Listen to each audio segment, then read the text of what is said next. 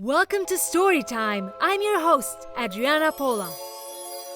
Today's story is The Story of Little Red Cap, which you might know better as Little Red Riding Hood.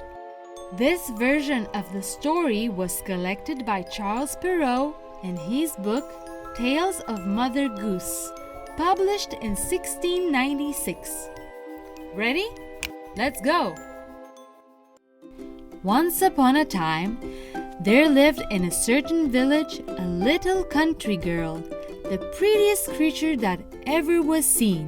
Her mother was very fond of her, and her grandmother loved her still more. This good woman made for her a little cap of red velvet, which became the girl so well that everybody called her Little Red Cap.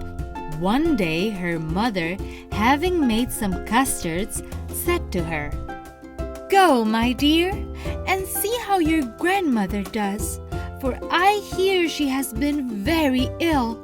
Carry her a custard and this little pot of butter."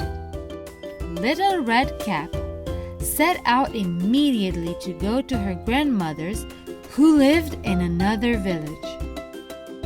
As she was going through the wood, she met Gaffer Wolf, who had a very great mind to eat her up, but he dared not because of some lumberjacks hard by in the forest. He asked her whither she was going. The poor child, who did not know that it was dangerous to stay and hear wolf talk, said to him, "I am going to see my grandmother and carry her a custard and a little pot of butter from my mama." "Does she live far off?" said the wolf. "Oh, yes," answered Little Red Cap. "It is beyond that mill you see there, the first house you come to in the village."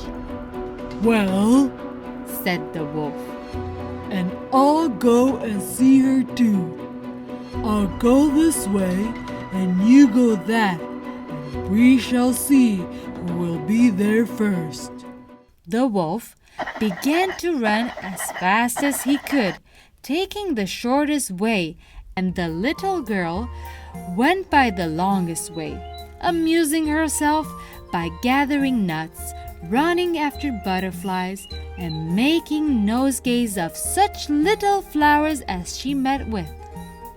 The wolf was not long before he reached the old woman's house. He knocked at the door. Tap, tap, tap. "Who's there?" called the grandmother. "Your grandchild, Little Red Cap," replied the wolf, imitating her voice, "who has brought a custard and a little pot of butter sent to you by Mama." The good grandmother, who was in bed because she was somewhat ill, cried out, "Pull the bobbin, and the latch will go up." The wolf pulled the bobbin, and the door opened. He fell upon the good woman and ate her up in no time, for he had not eaten anything for more than 3 days. He then shut the door, went into the grandmother's bed, and waited for Little Red Cap, who came sometime afterward and knocked at the door. Tap, tap, tap. "Who's there?" called the wolf. Little Red Cap, hearing the big voice of the wolf, was at first afraid, but thinking her grandmother had a cold, answered, "'Tis your grandchild, Little Red Cap, who has brought you a custard and a little pot of butter sent to you by Mama." The wolf cried out to her, softening his voice a little, "Pull the bobbin, and the latch will go up." Little Red Cap pulled the bobbin, and the door opened. The wolf, seeing her come in, said to her, hiding himself under the bedclothes, "Put the custard and the little pot of butter upon the stool and come and lie down with me." Little Red Cap went into bed, where she was much surprised to see how her grandmother looked in her night clothes. She said to her, "Grandmama, what great arms you have got!" "That is the better to hug thee, my dear." "Grandmama, what great legs you have got!" "That is to run the better, my child." "Grandmama, what great ears you have got!" "That is to hear the better, my child." "Grandmama, what great eyes you have got!" "It is to see the better, my child." "Grandmama, what great teeth you have got!" "That is to eat thee up."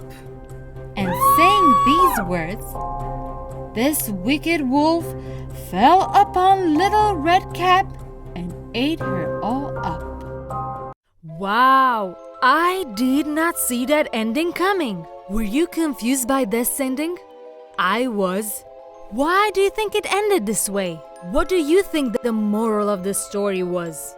Add a comment below this video and let me know what you think.